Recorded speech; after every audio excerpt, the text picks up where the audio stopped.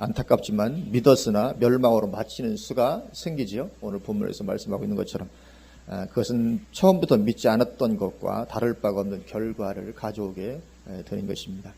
그런데 이런 일들이 사실 많다는 거죠. 믿기는 했으나 그 마침이 멸망으로 마치게 되고 많은 일들은 비일비재하게 일어나는 것입니다. 우리 인생의 가장 큰 대적은 두 가지가 있습니다. 죄와 사탄입니다. 우리 인생의 가장 큰 대적 두 가지, 죄와 사탄인데 이 죄는 우리에게 파멸을 가져옵니다. 로마서 6장 23절에 죄의 삭은 사망이요, 그렇게 말씀합니다. 죄는 우리에게 사망을 가져다 준다는 것입니다. 사망은 모든 것을 끝장내는 것이죠. 사망은 모든 것을 끝장냅니다. 그렇게 죄가 우리의 모든 것을 끝장내는 그런 파멸의 결과를 우리에게 가져다 주는 것입니다. 그래서 사탄은 무슨 수를 써서라도 인생을 죄 가운데로 이끌고자 합니다. 왜냐하면 죄 가운데 빠뜨리기만 하면 그 인생은 파멸로 가게 되는 것이기 때문에 어찌하든지 할 수만 있으면 인생을 죄 가운데로 이끌고자 합니다. 그래서 처음 하나님께서 아담과 하와를 창조하자마자 사탄이 했던 가장 첫 번째 것도 역시 인간을 죄 가운데 빠뜨리고자 하는 것이었죠. 그리고 에덴 동산에서의 그 첫 번째 시도는 대단히 성공적이었습니다. 그래서 첫사람 아담을 금방 죄 가운데 빠뜨리고 말죠. 로마서 5장 12절에 그러므로 한 사람으로 말미암아 죄가 세상에 들어오고 죄로 말미암아 사망이 들어왔나니 이와 같이 모든 사람이 죄를 지었으므로 사망이 모든 사람에게 이르렀느니라. 그렇게 말씀하십니다. 한 사람 아담으로 말미암아 죄가 들어오게 되었습니다. 세상에. 그러니까 죄를 따라서 뭐가 들어옵니까? 사망이 같이 들어오게 됩니다. 아담은 모든 인류의 당시 대표자, 당시에는 아담의 자손이 아직 없었던 시절이기 때문에 모든 인류의 대표자로 아담이 서 있었는데 그 아담 한 사람이 그렇게 죄를 범하니까 죄가 세상에 그 사망이 세상에 들어오고 모든 사람이 죄 가운데 있게 되죠. 그것을 우리가 원죄라고 부르는 것입니다. 그래서 사망이 모든 사람에게 이르게 되었습니다. 그래서 사망 가운데 살다가 영원한 사망으로 들어가게 되는 것, 그것이 바로 인생입니다. 이게 인생입니다. 살아가는 삶도 사망 같은 삶입니다. 그리고는 이제 죽게 되면 영원한 사망으로 들어가게 되죠. 그래서 죽음 후에만 사망이 아니라 살아가는 삶도 사망 같은 삶입니다. 왜 그렇게 인생이 힘든지 고해와 같지요. 그래서 로마서 3장 16절 17절에 파멸과 고생이 그 길에 있어 평강의 길을 알지 못하였고 그렇게 말씀합니다. 인생을 단적으로 표현한 말씀입니다. 인생이 뭐냐? 파멸과 고생이 그 길에 있어 평강의 길을 알지 못하는 가운데 있는 것이 인생이다. 그렇게 말씀을 하고 있습니다. 그래서 사람들은 보통 인생이 참 힘들고 어렵지만 그러나 열심히 노력해서 경제가 발전하고 과학이 발전하면 나아질 줄 알았지요. 그러나 그렇지 또 않다는 것을 우리가 절감합니다. 오히려 경제가 발전하고 과학이 발전하니까 오히려 더 힘들어져 간다는 것을 우리가 느끼게 됩니다. 오늘날 우리는 더 예전 시대보다 더 힘든, 인생이 힘들다는 것을 절감하는 그런 시대를 우리가 살아가고 있습니다. 그래서 그렇게 경제가 발전하고 과학이 발전하게 되는 그런 것 가지고 인생 문제가 해결되어지지 않는 것이죠. 그래도 인생은 죽기는 싫어합니다. 왜냐하면 죽음 후에는 무엇이 있을지 모르기 때문에 인생이 살기 힘들어도 죽기는 싫어합니다. 죄 있는 인생에게는 죽음 후에 기다리고 있는 것은 영원한 사망, 이 불타는 지옥이죠. 인생 그러나 사람들은 영적인 영혼이 있는 그런 존재이기 때문에 늘 인식을 하는 거죠. 정확히 알지는 못해도. 그래서 죽기는 싫은 것입니다. 어찌하든지 죽지 않으려고 하는 거죠. 이러한 죄 문제는 한 사람으로 인해서 모든 사람에게 이르게 되었던 것이죠. 그래서 그 죄의 해결도 또한 한 분 예수 그리스도로 말미암아 해결되게 되는 것인 줄로 믿습니다. 한 사람으로 말미암아 죄가 온 인류에게 이르렀던 것처럼 한 분 예수 그리스도로 말미암아 그 죄 해결책도 인류에게 이룰 수가 있게 되는 것입니다. 로마서 5장 17절부터 19절에 한 사람의 범죄로 말미암아 사망이 그 한 사람을 통하여 왕노릇하였은즉, 이 죄로 인해서 사망이 왕노릇을 하고 있는 그런 가운데 있죠. 더욱 은혜와 의의 선물을 넘치게 받는 자들은 한 분 예수 그리스도를 통하여 성령 안에서 왕노릇 하리로다. 아멘. 그런즉 한 범죄로 많은 사람이 정죄에 이른 것 같이 한 의로운 행위로 말미암아 많은 사람이 의롭다 하심을 받아 생명에 이르렀느니라. 한 사람이 순종하지 아니함으로 많은 사람이 죄인 된 것 같이 한 사람이 순종하심으로 많은 사람이 의인이 되리라. 아멘. 한 분 예수 그리스도께서 십자가에 죽으시기까지 순종하심으로 말미암아 이 죄 문제가 해결이 되고 많은 사람이 의인이 되게 되었다. 그렇게 말씀을 하고 있습니다. 그래서 십자가에서 우리 죄 문제를 다 도말하고 해결하신 예수 그리스도를 믿으면 우리는 죄에서 해방이 되게 되는 것이죠. 그래서 사망 같았던 삶과 영원한 사망에서도 해방이 되게 되는 것입니다. 살아가는 삶도 사망 같은 삶을 살았었는데 거기에서도 벗어나게 되고 이제 죽음 후에 들어가게 되는 그런 영원한 사망에서도 해방받게 되는 것이죠. 그것이 구원인 줄로 믿습니다. 삶도 살아가는 삶도 바뀌어지게 되고 죽음 후에도 완전히 운명이 달라지게 되는 것, 그것이 바로 구원입니다. 이처럼 구원은 오직 믿음으로 받게 되는 줄로 믿습니다. 예수 그리스도를 믿음으로 나의 죄 문제를 해결하신 그분을 믿고 이제는 그분을 내 인생의 주인으로 삼는, 그래서 이 믿으면 죄에서 해방이 되게 되는 것입니다. 그래서 구원은 오직 믿음입니다. 예수님을 믿지 않고 내가 아무리 힘을 쓰고 애를 써도 우리는 구원에 이를 수가 없습니다. 내 죄를 다 감당해 주신, 십자가에서 감당해 주신 예수 그리스도를 믿을 때 우리는 구원을 받게 되는 것입니다. 그처럼 구원은 오직 믿음으로 받게 되는 것인데, 그러니까 초대교회 시절에 이것을 잘못 이해한 사람들이 생겨났습니다. 항상 잘못 이해하기 쉽습니다. 믿음은, 구원은 오직 믿음으로 받는다. 그러니까 그 말을 잘못 이해하는 사람들이 생겨나죠. 구원은 오직 믿음으로만 받는 것이니까 우리 육신으로는 죄를 짓고 살아도 구원받는 것과는 아무 상관이 없다고 생각하는 것입니다. 내가 믿는다, 믿음으로 받으니까. 내가 예수님을 믿어서 그러니까 내 육신으로는 죄를 지을지라도 내가 믿기 때문에 나는 구원을 받을 거라고 하는 이런 잘못된 생각을 하는 사람들이 생겨나게 됐습니다. 이들을 도덕 폐기론자라고 우리는 부르죠. 도덕 폐기론자들이다. 오늘 본문은 그런 자들에 대한 사도 바울의 반박의 말입니다.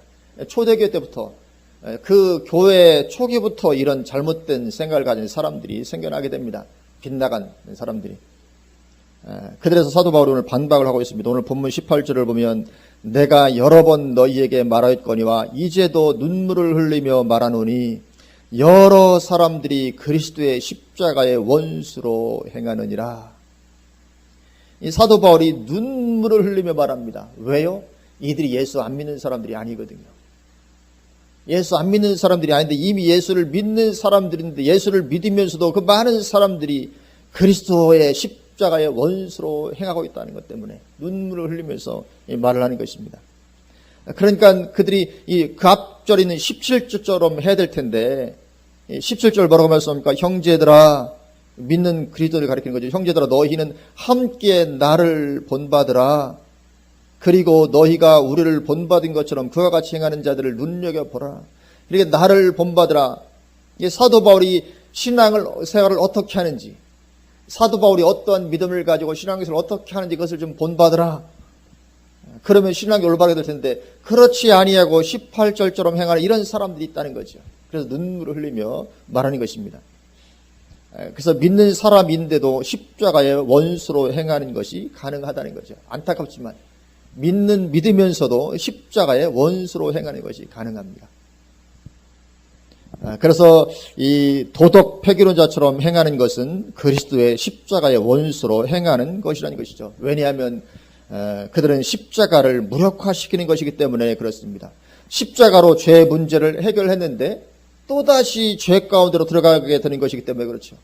아니 십자가로 죄 문제를 해결받았는데 해결받은 사람이 다시 또 죄 가운데 들어가 버리는 거죠. 그러면 십자가가 무력화가 되는 것입니다. 십자가의 원수로 행하게 된다는 거죠. 로마서 6장 15절 16절 이렇게 말씀합니다. 그런즉 어찌하리요? 우리가 법 아래 있지 아니하고 은혜 아래 있으니 죄를 지으리요? 그럴 수 없느니라. 그렇게 말씀합니다. 우리가 구원받고 은혜 아래 있으니까 죄를 져도 되느냐? 그렇지 않다. 절대로 그럴 수는 없는 것이다. 그러면서 16절에 너희 자신을 종으로 내주어 누구에게 순종하든지 그 순종함을 받는 자의 종이 되는 줄을 너희가 알지 못하느냐. 혹은 죄의 종으로 사망에 이르고 혹은 순종의 종으로 의에 이르느니라. 그렇게 말씀합니다. 그러니까 살아가면서 죄의 종으로 살아가면 그 사람은 반드시 사망으로 들어간다는 거죠. 살아가는 삶 가운데 순종의 종으로 살아가면 그 사람은 의에 이른다는 것입니다. 이게 지금 행위 구원을 말하는 것입니까? 사도 바울의 말입니다. 행위로 말하면 구원받는 그런 의미를 말하는 것이 아니죠. 오늘 도덕 폐교자처럼 이런 입장에 있는 것이 잘못이라는 것이죠. 내가 구원받고 십자로 구원받고 은혜 아래에 있으니까 죄를 지어도 괜찮다고? 그렇지 않다. 절대로 그럴 수 없다는 거죠. 죄에 순종하여 살면 사망에 이르게 된다는 것입니다. 이미 구원받고 하나님의 은혜 아래 사는 사람도 그렇게 된다는 것입니다. 그래서 오늘 본문에서도 그런 도덕 폐교자들에 대해서 19절 그들의 마침은 멸망이요. 그렇게 말씀합니다. 그들의 마침은 멸망이다. 예수 믿고 십자가로 죄 문제가 해결됐다 할지라도 이제 그 후에도 그럼에도 불구하고 여전히 육신으로 죄를 쫓아가서 사는 삶을 살면 그들의 마침은 구원이 아니라 멸망일 수밖에 없다고 말씀을 하는 것입니다. 그런데 오늘날에도 초대교회의 도덕 폐기론 이단들과 유사한 배를 타고 있는 그리스도인들이 교회 안에 가득합니다. 왜냐하면 이 칼빈의 견인교리 구원론이 영향을 미친 까닭이 크죠. 한 번 믿어서 하나님의 자녀가 되면 하나님께서 천국에까지 그를 견인한다는 것입니다. 말하는 견인차에다 매달아서 그냥 끌고 가듯이 한 번 믿어서 하나님의 자녀가 됐으면 어쨌든지 하나님 그를 딱 코 꿰가지고 천국까지 무조건 끌고 간다는 것입니다. 어떤 삶을 살든지. 이 칼빈의 이 견인교리 구원론입니다. 그래서 구원받은 후에 죄 짓는 삶을 산다고 해서 지옥에 가게 되지는 않는다는 것입니다. 오늘날 이 칼빈주의의 입장에 서 있는 모든 목사님들 다 이렇게 이야기를 합니다. 구원 받았으면 그 후에 죄 짓는 삶을 산다고 해서 지옥에 가게 되지는 않는다. 그렇게 말합니다. 이 구원의 확신을 과도하게 강조하는 거죠. 구원의 확신은 우리에게 필요하지만 이 구원의 확신을 과도하게 강조합니다. 이 도덕 폐기론 이단과 유사하죠. 오늘 본문의 사도 바울이 이야기했던 초대교회 이 도덕 폐기론 이단들과 유사한 그런 길에 서 있습니다. 그런데 그것이 그리스도인들로 하여금 죄 짓는 데에 담대함을 갖도록 도와주었습니다.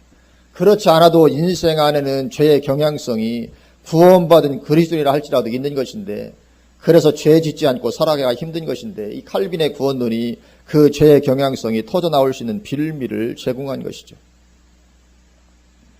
로마서 8장 12절부터 14절에 이렇게 말씀합니다. 그러므로 형제들아 우리가 빚진 자로 돼 육신에게 져서 육신대로 살 것이 아니니라. 너희가 육신대로 살면 반드시 죽을 것이로되 영으로서 몸의 행실을 죽이면 살리니 무릇 하나님의 영으로 인도함을 받는 사람은 곧 하나님의 아들이라. 그렇게 말씀합니다. 너희가 육신대로 살면 반드시 죽을 것이로되 여기 육신대로 산다는 것이 무엇이겠습니까? 죄의 경향성을 따라 죄 가운데 살면 그런 뜻입니다. 우리 속에는 죄의 경향성이 있습니다. 그 죄의 경향성에 순종해서 그냥 죄 가운데 살게 되면 형제들아 너희는 반드시 죽게 된다. 구원받은 하나님의 자녀를 향해서 하신 말씀이죠. 그 마침은 오늘 본문의 표현대로 하자면 멸망이라는 것입니다. 그래서 그렇게 그 마침이 멸망으로 가게 된 이러한 사람들은 마침이 멸망해서 어떤 삶을 삽니까? 오늘 본문 19절 다시 보면 오늘 본문 19절에 그들의 마침은 멸망이요 그들의 신은 배요. 그러니까 그 마침이 멸망으로 가게 될 사람들의 특징을 보여줍니다. 그들의 신은 배라고 말씀합니다. 그 영광은 그들의 부끄러움에 있고 땅의 일을 생각하는 자라. 그러니까 19절 이런 삶을 사는 사람은 반드시 그 마침이 멸망으로 끝나게 되고 만다. 그런 뜻입니다. 첫 번째 그들의 신은 배. 이 배를 채우는 것, 내 배가 채우는 것, 이거 만족을 가리키죠. 나의 만족. 내 욕심을 채우는 것, 이것을 신으로 섬기는 것, 하나님으로 섬기는 사람. 이 사람은 예수를 믿습니다. 예수를 믿지만 그에게서 최고의 신은 예수님 하나님이 아니고 최고의 신은 내 배에 부른 것. 내 육신의 만족, 내 욕심을 누리는, 욕심을 채우는 것. 이것이 하나님보다 더 큰 하나님이 되는 그런 사람을 가리키는 것이죠. 왜 그렇게 할까요? 이미 천국행 티켓은 확보해 놓았다고 생각하기 때문에, 이미 나는 예수 믿어 구원받았다고 생각하기 때문에 살아가는 삶에서 내 배를 신으로 섬기고 살아도 구원받을 것처럼 여기기 때문에 그런 삶을 사는 것입니다. 그들이 취하게 될 영광은 부끄러움 당하는 것밖에 없다는 거죠. 그 영광은 그들의 부끄러움이 있고 땅의 일을 생각하느니라. 그러니까 마음이 땅의 일에 있다는 그런 의미죠. 마음이 땅의 일에 있습니다. 천국은 어차피 들어가게 될 테니까 지금 당장은 땅의 일 잘 되는 것이 최고의 관심이죠. 왜냐하면 어떤 잘못된 구원관을 가지고 있으면 나는 예수 믿었기 때문에 천국은 당연히 갈 거라고 생각하고 살아가는 삶은 땅의 일을 생각하며 살아갑니다. 내 마음에 땅의 일을 두고, 그동안 성경은 뭐라고 말합니까? 그런 삶을 사는 사람은 그 마침이 멸망이라 그렇게 말씀을 하고 있는 것입니다. 이런 그리스도인은 오늘날 우리 주변에서도 늘 만나게 되죠. 성경은 절대로 구원받을 것이 아니고 그 마침이 멸망이라 그렇게 말씀을 하고 있는 것입니다. 그러면 진짜 구원받는 사람은 어떤 사람들입니까? 20절에서 말씀하죠. 20절 같은 이런 사람은 정말 구원받은 사람이라는 것입니다. 그러나 우리의 시민권은 하늘에 있는지라 거기로부터 구원하는 자 곧 주 예수 그리스도를 기다리노니. 아멘. 그래서 우리는 19절에 머물러 있으면 안 되고 20절의 삶이 우리 가운데 이루어지는 사람, 이 사람이 바로 구원받은 사람이 되는 것입니다. 시민권이 어디 있습니까? 하늘에 있습니다. 하늘에 속한 사람으로 살아가는 사람이 구원받은 참 그리스도인입니다. 땅에 속해서 살아가는 사람이 아니고 하늘에 속해서 살아가야 됩니다. 마음이 땅에 있는 것과 반대말이죠. 마음이 하늘에 있는 것입니다. 그러면 그런 사람은 이 땅에 대해서는 어떠합니까? 땅에 대해서는 거기에 마음을 과도하게 두는 것이 아니라 그저 잠시 여행하는 여행지 정도로 여기는 것입니다. 땅에서 그냥 잠시 여행하는 여행지 정도지 땅에다 과도하게 마음을 두거나 땅에서 잘 되는데 과도하게 애착을 갖지 않는다는 것입니다. 믿음의 장인 히브리서 11장에서 그걸 잘 말씀해주고 있죠. 히브리서 11장 13절에서 16절에 이 사람들은 다 믿음을 따라 죽었으며 약속을 받지 못하였을 때 그것들을 멀리서 보고 환영하며 또 땅에서는 외국인과 나그네임을 증언하였으니, 땅에서는 그냥 외국인과 나그네로 살아가는 것이죠. 그들이 이같이 말하는 것은 자기들이 본향 찾는 자임을 나타냅니다. 본향 찾는 자, 내 본향이 하늘에 있지, 이 땅은 본향이 아니고 이건 그냥 외국인과 나그네로 살아가는 것입니다. 왜냐하면 내가 본향 찾는 사람인 걸 그렇게 함으로써 나타낸다는 것이죠. 그들이 나온 바 본향을 생각하였더라면 돌아갈 기회가 있었으려니와 그들이 이제는 더 나은 본향을 사모하니 곧 하늘에 있는 것이라.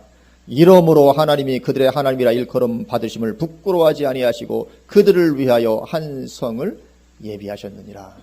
아멘. 무슨 성입니까? 새 예루살렘 성. 천국을 그들을 위해서 이러므로 그 마음을 본향에 두고 하늘에 두고, 땅에서는 외국인과 나그네처럼 살아가니까 그들을 위해서 한 성, 새 예루살렘 성을 예비하셨다고 말씀을 하고 있습니다. 내가 그들의 하나님이라 일컬음 받으심을 부끄러워하지 아니하시고. 그러나 그렇지 아니하고 땅에 마음을 두고 살아가는 사람은 행여 그가 신앙생활하는 그리스도인이라 할지라도 하나님은 그들을 내가 너의 하나님이라 일컬음 받는 것이 부끄럽구나 그러실 거라는 거죠. 그런 사람들을 위해서는 천국이 예비되지 않는다, 그렇게 말씀을 하고 있는 것입니다. 그래서 이 나그네로 사는 사람에게만 천국이 주어지게 되는 것인 줄로 믿습니다. 그렇지 아니하고 그들의 신은 배요 땅의 일을 생각하는 자, 그들에게는 주어지게 되는 것이 아닙니다. 우리의 소망이 정말 하늘에 있어야 될 줄로 믿습니다. 그러나 우리는 자꾸만 땅의 일에 자꾸만 마음이 더 가잖아요. 왜냐하면 당장 조삼모사 원숭이가 바로 우리들입니다. 사실은 우리 인생이 그렇죠.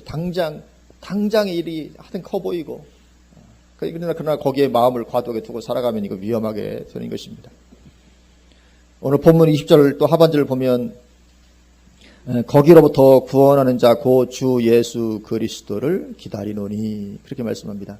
이것은 재림하시는 그리스도를 기다린다는 것입니다.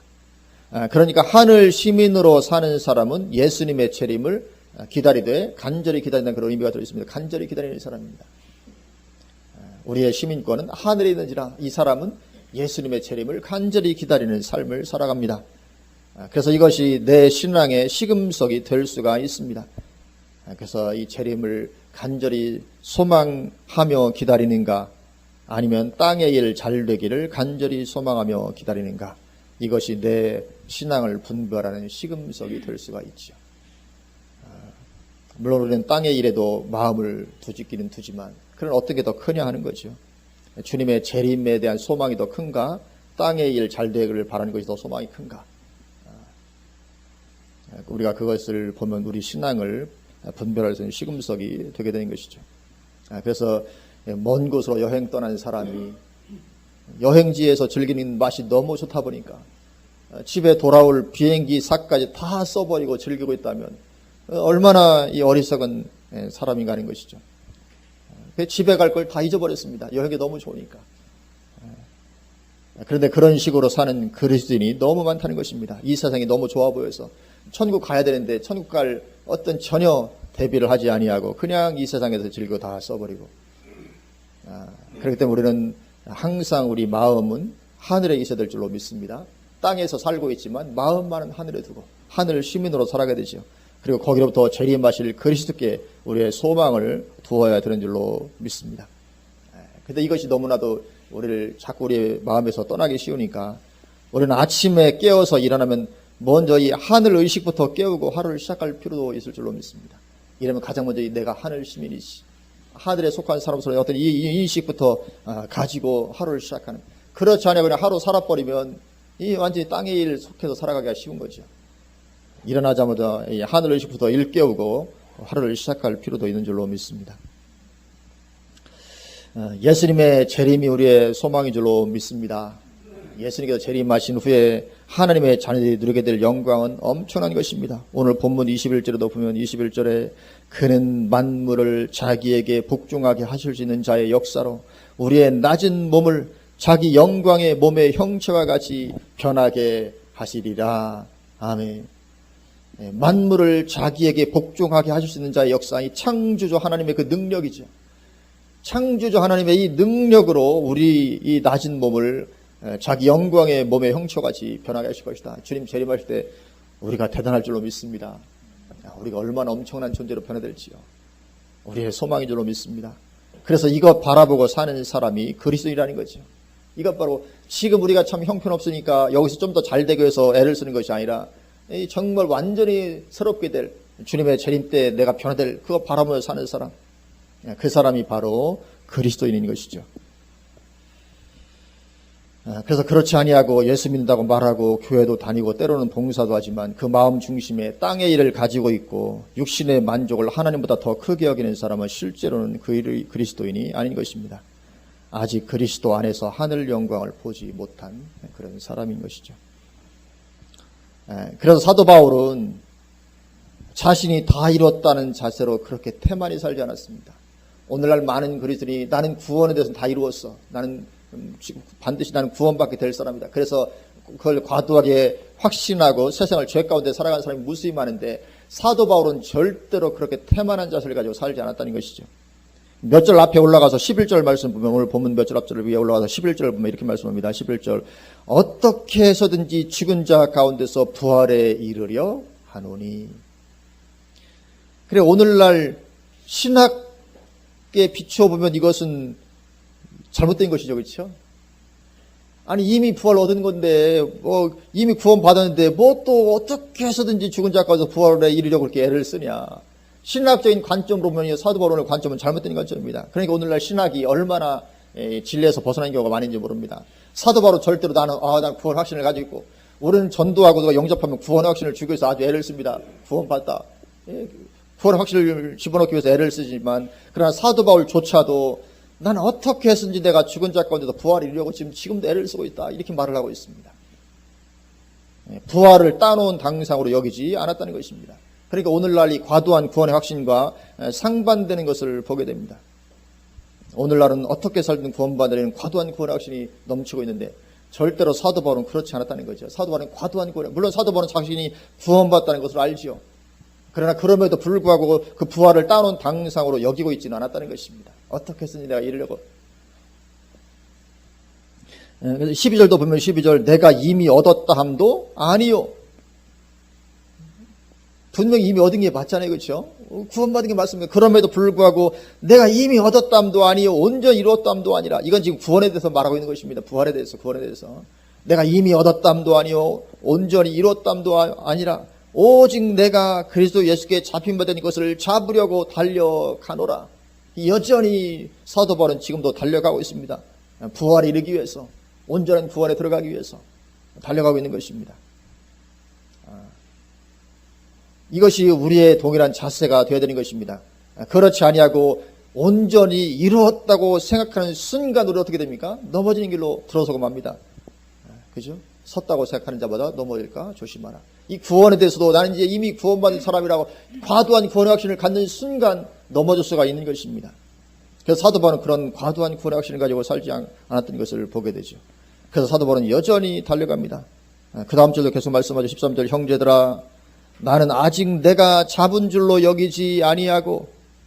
그러니까 여기 잡는 것은 무슨 상급 그런 걸 말하는 것이 아니죠. 지금 구원에 대해서 계속 말씀하고 있습니다. 구원과 부활 그런 것이죠. 형제들아 나는 아직 내가 잡은 줄로 여기지 아니하고 오직 한 일 즉 뒤에 있는 이것을 잊어버리고 앞에 있는 것을 잡으려고 표대를 향하여 그리스도 예수 안에서 하나님 위에서 부르신 부름의 상을 위하여 달려가노라. 여전히 달려갑니다. 사도 바울은 마침내 죽음의 문턱이 이를 때까지 계속 그 삶을 달려가는 것입니다. 절대로 나는 완전한 구원받은 사람이라 확신 가운데 대강이 태만이 그렇게 하지 않았다는 것입니다. 그래서 우리가 구원의 확신을 가지고 사는 것은 대단히 중요합니다. 그렇지만 과도한 확신을 가지고 어떻게 살아도 대강에 살아도 구원 받겠지, 그런 자세로 살아서는 안 될 줄로 믿습니다. 이미 얻었다함도 아니요 온전히 이루었다함도 아니라 이런 자세를 가지고 계속해서 우리가 우리의 신앙을 채찍질하면서 달려가야 될 줄로 믿습니다. 그렇게 하지 않으면 우리는 금방 타락하고 죄의 종로로 타는 가운데로 돌아서게 되고 말기 때문에 그런 것이죠. 우리를 구원하신 주님은 가장 큰 명령을 하나 남기셨죠. 그래서 우리는 그 명령을 지상명령이라고 부릅니다. 모든 민족에게 복음을 전하라는 것이죠. 그러면 너희는 가서 모든 민족을 제도하면서 복음을 전해라. 그러면 주님 재림하시겠다고 말씀하죠. 이 천국 복음이 모든 민족에게 증언되게 전파되니 그 후에야 그제야 끝이 오리라. 주님 재림하시다고 말씀합니다. 그런데 진정한 그리스도인은 예수님의 재림을 기다리는 사람이라고 우리가 좀 전에 봤죠. 하늘 시민권을 가지고 예수님의 재림을 기다리는 사람이 진정한 그리스도인입니다. 그렇기 때문에 당연히 그러한 그리스도인은 세계 복음에 관심을 안 가질 수가 없죠. 영혼 구원의 마음을 안 가질 수가 없는 것입니다. 왜냐하면 재림의 조건이 그것이기 때문에. 이 재림을 사모하며 사는 사람은 재림의 조건이 무엇인지를 보면 거기 어떻게 마음을 갖지 않을 수가 있겠습니까? 그렇죠? 내가 소망이 이 땅에서 잘 되는 것이 아니라 정말 하늘 심을 걸려가지고 주님 재림하는 그날을 소망하며 산다면, 그럼 주님이 언제 재림하신가? 모든 일이 복음이 전파되면 그 후에 지금 재림하신다. 재림의 조건입니다. 그렇기 때문에 당연히 우리는 영혼 구원과 선교적 삶을 사는 일에 우리를 들을 수밖에 없는 것입니다. 참된 그리스도이라면 그렇게 할 수밖에 없는 것입니다. 그래서 이 어떤 영혼 구원과 선교적 삶을 사는 것은 우리가 구원받은 뒤에 뭔가 별도로 하는 어떤 그런 것이 아닌 것이죠. 다 연결이 되어 있는 것입니다. 그리고 그 출발은 당연히 기도의 삶이어야죠. 시편 2편 8절에 내게 구하라. 내가 이방 나라를 내 유업으로 주리니 내 소유가 땅끝까지 이르리로다. 아멘. 그래서 우리가 기도의 삶을 사는 것입니다. 영혼 구원을 위해서, 어떤 세계의 복음의 완성을 위해서 우리가 그렇게 기도하고 때로는 우리를 드리고 그런 삶을 사는 것이죠. 그리고 그 삶을 충실하게 살았던 사람이 바로 사도 바울이었습니다. 그래서 사도 바울은 담대히 나를 본받으라. 성경 여러 곳에서, 서신서 여러 곳에서, 오늘 본문에서도 형제다 너희는 함께 나를 본받으라 17절에서 말씀하죠. 그래서 그러한 삶을 사는 사람은 지금 시대도 여전히 남은 자에 해당되는 사람들입니다. 모두가 다 구원받지 않습니다. 남은 자만 구원받습니다. 로마서 9장 27절에 또 이사야가 이스라엘에 관하여 외치되 이스라엘 자손들의 수가 비록 바다의 모래 같을지라도 남은 자만 구원을 받으리니, 그렇게 말씀합니다. 이스라엘 자손들, 하나님의 택한 이스라엘 백성이라고 전부 다 구원받습니까? 그렇지 않죠. 남은 자만 구원받는다. 아무리 수가 바다의 모래같이 많을지라도 남은 자만 구원받는다. 똑같이 마찬가지입니다. 오늘날 교회 안에 그리스도인이 바다에 모래같이 많을지라도 다 구원받는 것이 아니라 그 중에서도 남은 자만 구원을 받게 되는 것입니다. 그래서 우리는 그런 것에 대한 어떤 경성의 마음이 있을 줄로 믿습니다. 그래서 혹시 나는 내 배가 내 신은 아닌가? 그렇다고 배 나오신 분을 정죄하는 것은 아닙니다. 그 배를 말하는 것은 아니죠. 우리 정말 내 육신의 만족. 나는 정말 하늘에만 모든 소망을 다 두고 사는데도 불구하고 배는 나올 수 있습니다. 그래서 내 신은 배인가? 나는 땅의 일을 생각하는 사람인가?